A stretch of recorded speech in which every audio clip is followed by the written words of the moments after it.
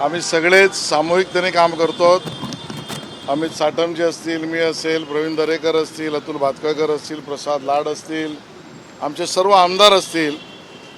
आमचा सगळ्यांचा सामूहिक प्रयत्न चालू आहे की सगळ्यांना न्याय देण्यामध्ये आमची भूमिका जरी असली तरी मिळालेल्या जागा, त्याच्यावर असलेले उमेदवारांची, इच्छुकांची संख्या पाहता सगळ्यांना न्याय देण्याची मानसिकता असताना सुद्धा व्यावहारिकता झालेली नाही.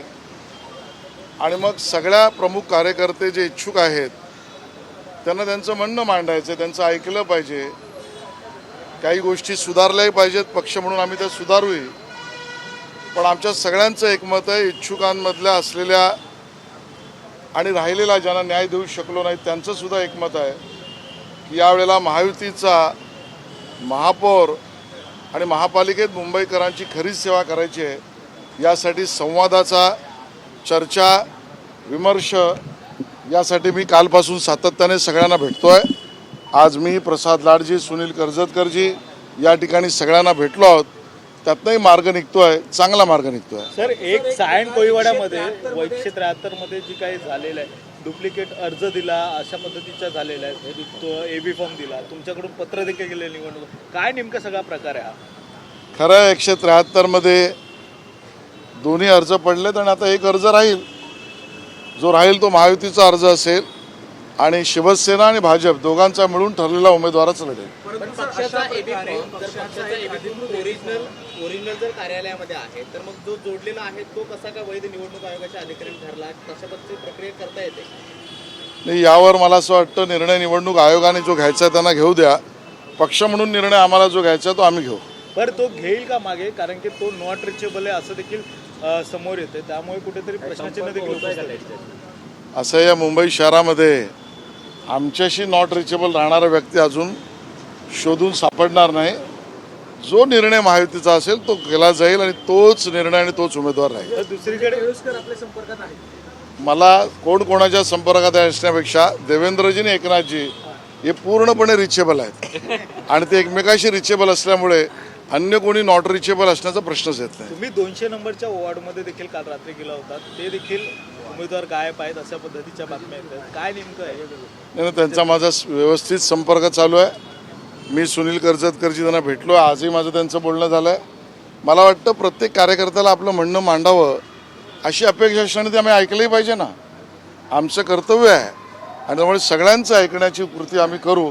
इथून सुद्धा एका प्रमुख कार्यकर्त्याच्या घरीच मी चाललेलो आहे. तर दक्षिण मध्य मुंबईमध्ये जेवढे बंडखोर आहेत, ज्यांनी पक्षाच्या विरोधात जाऊन अर्ज भरलेला आहे, अशा किती लोकांशी संवाद झालेला आहे आणि किती सकारात्मक चर्चा त्यांच्याशी झालेली आहे? बघा, मी सगळ्यांना बंडखोर असं माझ्या संघटनेच्या भाषेत म्हणणार नाही. हे सगळे आमचे प्रमुख कार्यकर्ते आहेत, त्यांना त्यांचं काही ना काही म्हणणं मांडायचं आहे आणि म्हणून त्यांचं म्हणणं ऐकलं पाहिजे आणि त्या म्हणण्याला न्याय दिला पाहिजे, ह्या भूमिकेत मी काम करतोय. प्रश्न असा आहे की अनेक ठिकाणी उमेदवारी दिली किंवा नाही दिली यावरून वाद आहेत. पुण्यामध्ये सुद्धा एक असाच वाद निर्माण झाला. पूजा मोरे यांना उमेदवारी दिली पण भाजपच्या गटाने या संदर्भामध्ये तीव्र नाराजी व्यक्त केली. त्यानंतर अखेर आज त्यांनी अधिकृतपणे अर्ज मागे घेतला. कुठेतरी दबावामुळे या सगळ्या गोष्टी घडत आहेत पक्षांतर्गत? कुठलाही दबाव पुण्यात नाही, मुंबईत नाही, 29 महापालिकांमध्ये नाही. दबाव असता एकाधिकारशाही जसं काही आमचे विरोधक आरोप करतात तर आम्ही कोणाचं म्हणणंच ऐकलं नसतं किंवा कोणी त्या ठिकाणी इच्छुकाने दुसरा अर्जच भरला नसता. हे खरं आहे की मी आज सकाळी एका मीडियाच्या इंटरव्ह्यूमध्ये म्हटलं की ज्या पद्धतीचे प्रकार या निवडणुकीच्या काळात, मी बाकीच्या पक्षांवर टीका करणार नाही, त्यांनी त्यांचं बघावं, पण लोकांना आवडणार नाही अशा गोष्टी घडल्या आहेत आणि त्याच्या भाजप म्हणून आम्हाला वेदना आहेत, दुःख आहे. पण कार्यकर्त्यांचं, पदाधिकाऱ्यांचं, इच्छुकांचं आम्ही अगोदरही ऐकत होतो, आजही ऐकतोय, आताही ऐकण्याचंच काम करू आणि त्यातनं सामोपचाराने, समन्वयाने पुढे जाऊ. पुन्हा एकदा असं संभाजीनगरमध्ये मराठी महापौर जो आहे तो बसवायचा आहे आणि हीच लाईन जी आहे ती पुढे नेली जाते ठाकरे. माझा त्यांचा प्रतिप्रश्न, हिंमत असेल तर हे घोषित करा की आम्हाला कुठल्या मोहल्ल्यातला महापौर करायचं नाही, हे त्यांनी घोषित करावं.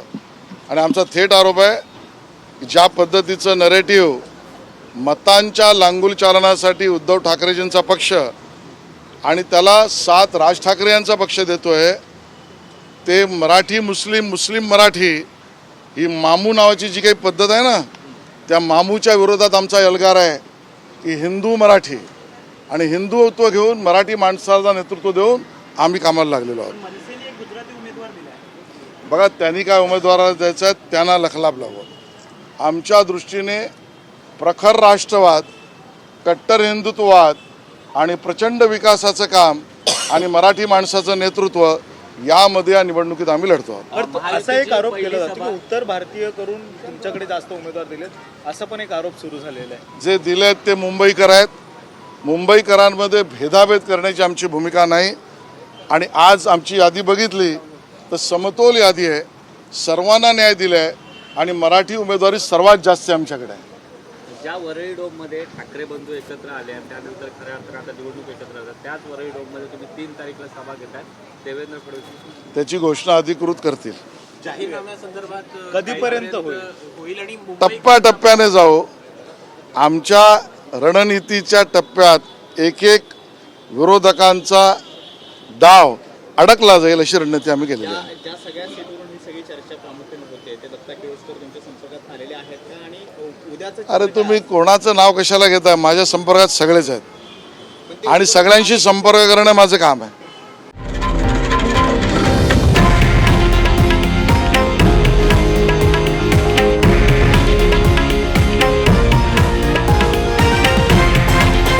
हे आहे देशातील नंबर 1 न्यूज नेटवर्क आणि आपण पाहत आहात TV9 मराठी, एकमेव.